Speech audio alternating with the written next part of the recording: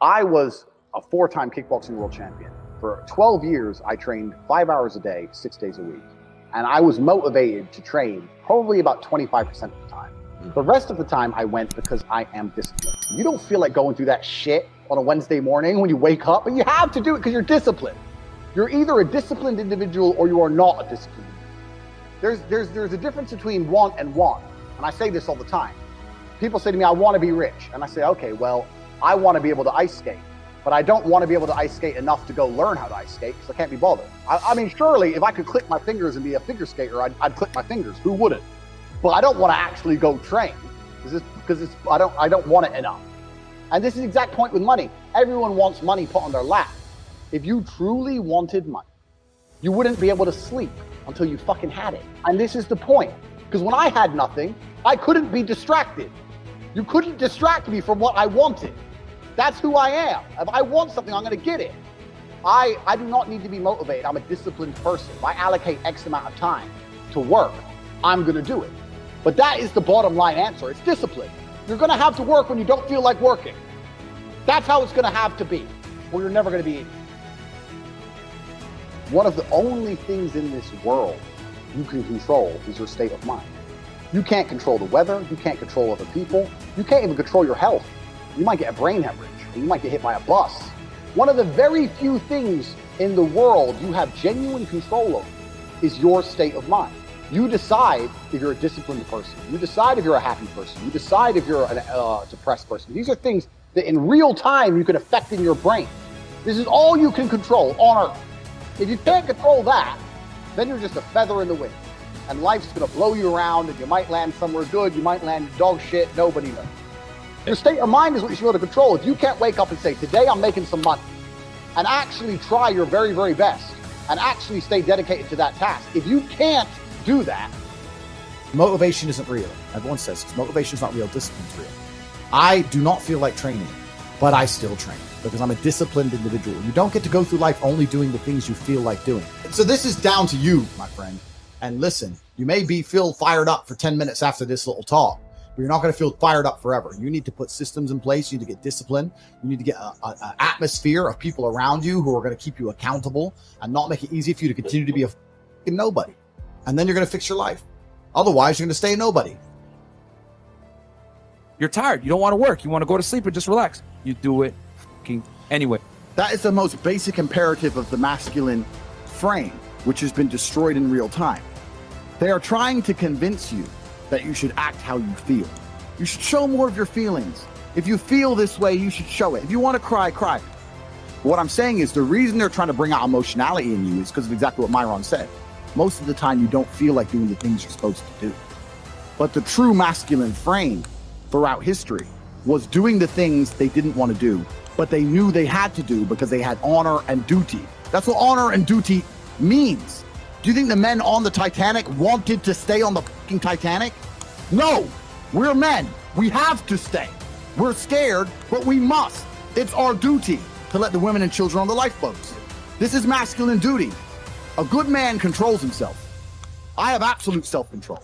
Emotional control is absolutely and utterly important as a man.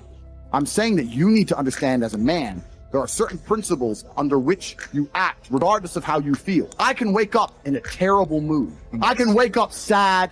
I can ache. I can have a busy day, stressed, etc. I will complete the same tasks as if I woke up in a fantastic mood. I'll do the same things because how I feel has no bearing on the things I'm going to do in my day because I have duty to myself and to my bloodline. Because you think there's something wrong with you. You go, well, I lack motivation. I don't have the motivation to go to the gym. Well, here's the newsflash. Neither did I. And I still did it.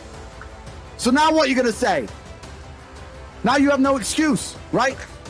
Oh, you're scared to get in the ring. So was I. I still did it. Scared to get in the cage. So was I. I still did it. Being a man isn't about not feeling things. It's about acting the way you're supposed to act regardless of how you feel. We act.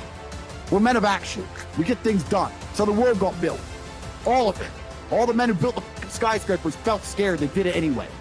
You need to become a man of action. Stop worrying about how you feel and start worrying about what you're supposed to be doing. How about that?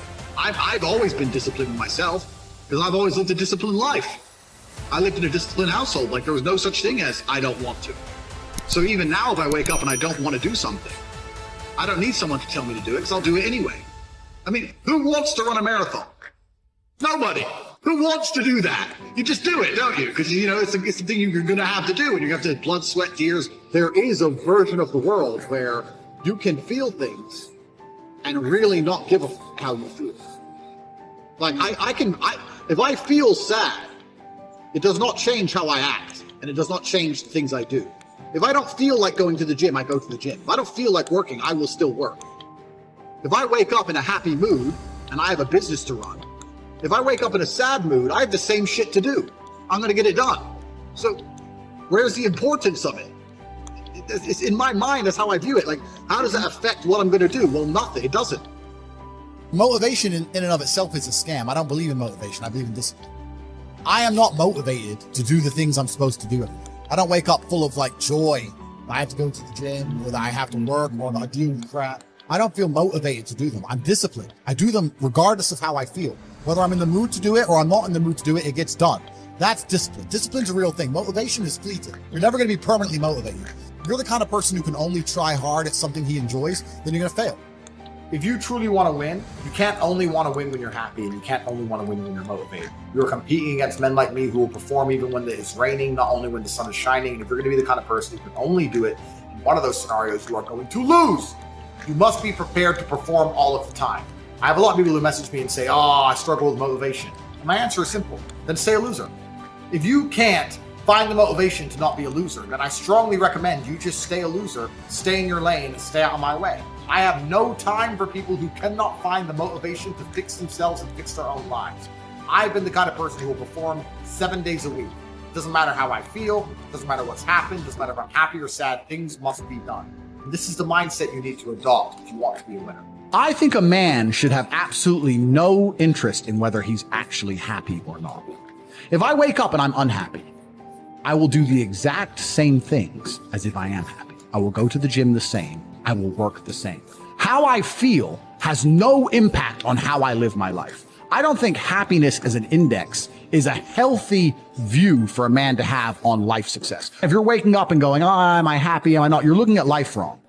I think of a man, if you put happiness if you move it down the scale, right? And you start looking at, am I successful? Am I competent? You know, am I achieving things? Am I respected? If you start to look at these indicators of your life, you're going to end up being happier without actually analyzing if you're happy or not. You have to just work. At some point you have to bite the bullet and just work. Working harder is never going to not help. No matter what scenario you're in, working harder is never going to not help you. And it's amazing that I give different versions of the same answer for 99% of the questions I'm asked. Work harder. If you have a problem, whether you're broke, whether you're out of shape, whether your friend dies, whether your girl leaves you, whether you're depressed, whatever it is, working harder is almost always the answer. So you know what you need to do. You need to do it. And what's amazing, again, it's kind of like the antidote. If you take the antidote before the poison, then you never get sick in the first place. If you're always working as hard as possible, if you're always working your ass off and trying to be the best version of yourself every single day, then you never get sick in the first place. You're already working, you're already taking the antidote. So things can't attach to you, they can't get hold of you. Working hard is the antidote to everything. So why don't you just do it in advance? Why don't your life just become work like mine? Why don't you just dedicate yourself to a cause and get up and do what you're supposed to do every single day? I can't stand quitters. So if you're the kind of person who's going to quit because it's hard, I don't even want your energy around me, right? You need the people who don't quit. I don't quit. Every single facet of my life is testament to the fact that I don't quit. I didn't quit. So that's the difference. When it was hard, I did it anyway. That's who I've always been. And if you don't have that kind of tenacity, you're never going to be anything. So I'm indefatigable. Do not give up. Do not get tired. I do not quit. That's what they want. That's what the enemy wants from me. They want to try and win a war of attrition. They want to wear me down and hope I quit and give up. I am not that guy. I'm not that guy. I'm the guy who keeps going. And if you're truly indefatigable in life and perspicacious, that's my favorite saying, the one I say all the time, unmatched perspicacity coupled with sheer indefatigability makes me a feared opponent in any realm of human endeavor. It's absolutely and utterly true. If you pay attention to the things that are happening around you and you do not quit, you will be a dangerous opponent in any realm of human endeavor. It doesn't matter what you try and do.